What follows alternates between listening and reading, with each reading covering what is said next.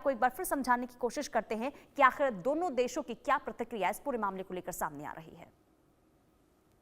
Gaza संकट सुलझाने की तैयारी में ट्रंप। अमेरिकी राष्ट्रपति ने दिया 21 सूत्रीय शांति प्रस्ताव। ईरान को ट्रंप का ऑफर, यूरेनियम करो सरेंडर। गाजा में हमास के ठिकानों पर इजरायल का प्रचंड प्रहार जारी है। गाजा में इजरायली सेना और हमास के बीच भीषण लड़ाई चल रही है और इस बीच अमेरिकी राष्ट्रपति ट्रंप ने अरब और मुस्लिम नेताओं के साथ हाल ही में गहन चर्चा के बाद मिडिल ईस्ट कूटनीति में बड़ी प्रगति के संकेत दिए। अरब और मुस्लिम नेताओं के साथ हालिया चर्चाओं के बाद ट्रंप ने गाजा में अस्थायी सीज फायर स्थापित करने के लिए एक विस्तृत 21 सूत्री योजना पेश की। इस योजना में हमास द्वारा बंधकों की 48 घंटों के अंदर रिहाई और युद्ध समाप्ति के बाद गाजा के पुनर्निर्माण का रोड मैप शामिल है।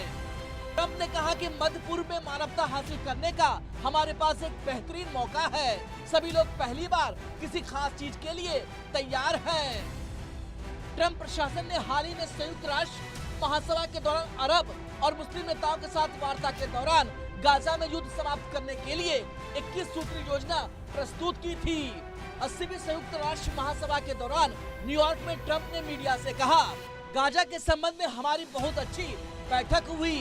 इजरायल को छोड़कर सभी बड़े देशों के साथ ये बैठक पूरी तरह सफल रही। अब इसको लेकर अगली बैठक में इजरायल से बात होगी।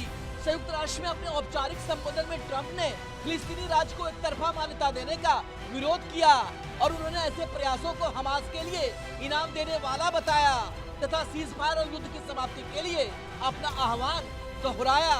अब भले ही ट्रंप गाजा में शांति की कोशिश में जुटे हो, लेकिन इस बीच ईरान के राष्ट्रपति ने अमेरिका को लेकर बड़ा खुलासा किया है। दरअसल ईरानी राष्ट्रपति मसूद पेजेश्कियान ने कहा है कि वाशिंगटन ने तेहरान से प्रतिबंधों को लेकर एक शर्त रखी।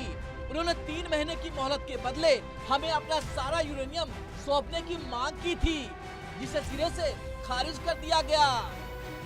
ईरान के राष्ट्रपति मसूद पेजेश्कियान ने बड़ा बयान देते हुए कहा कि इजरायल हमारे परमाणु ठिकानों पर हमला नहीं करेगा, गारंटी कौन देगा? बिना गारंटी के ईरान अपने न्यूक्लियर संवर्धन स्तर को कम करने पर विचार नहीं करेगा। हालांकि उन्होंने ये भी दोहराया कि ईरान कभी परमाणु बम नहीं बनाएगा।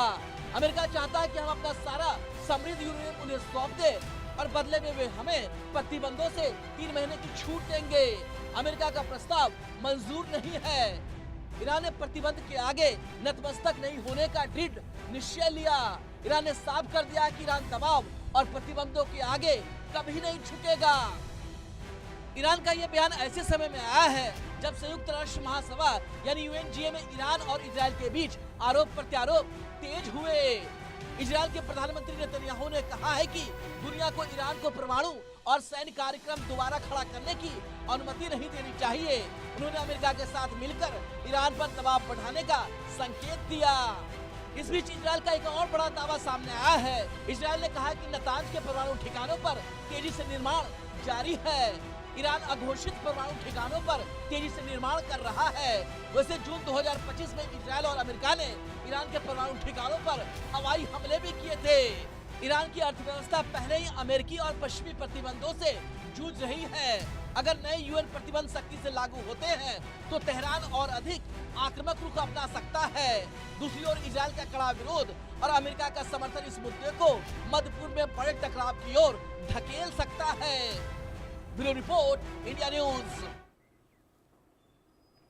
तो देखिए, ट्रंप और खामनेई की जो मुलाकात हुई, इससे कुछ